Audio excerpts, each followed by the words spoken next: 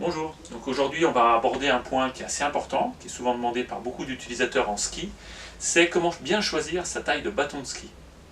Alors, très important, nous en Savoie, on nous a toujours appris, pour bien choisir sa taille de bâton, l'idéal c'est de retourner le bâton.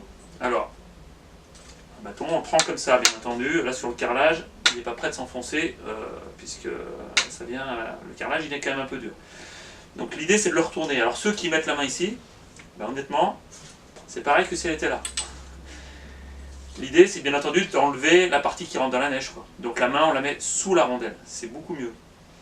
Après, on ne met pas comme ça. On se tient droit. On met le coude dans l'alignement du corps. Il faut que le bras forme un angle droit. Voilà. Donc là, c'est impeccable. Quand je suis sur mes skis, un peu en appui-flexion, voilà, on est quasiment à l'angle droit. On est vraiment bien, quoi. Alors bien entendu, il peut y avoir un peu des variations.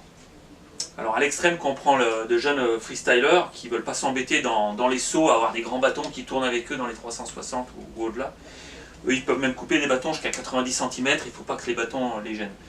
Maintenant voilà, la taille comme ça, qui correspond grosso modo à entre 50 et 55 cm en dessous de la taille de la personne. Par exemple, moi je mesure 1m75, ça c'est un bâton d'1m20, donc c'est vraiment très bien. Maintenant, des adeptes de freeride, de poudreuse, où vraiment il y a de la neige profonde, donc le bâton va plus s'enfoncer. Donc ceux qui en font très régulièrement peuvent être tentés à tricher un petit peu, à prendre des bâtons un peu plus grands. Donc moi là c'est 1m20, donc je pourrais tricher à dire allez, 1m25 parce que j'aime bien la poudreuse, j'aime bien le freeride. Mais voilà, si on ne veut pas s'embêter, le bras dans l'alignement du corps, donc la main sous la rondelle, voilà. Ça c'est la bonne taille. Voilà, merci pour ces petites explications et puis à bientôt.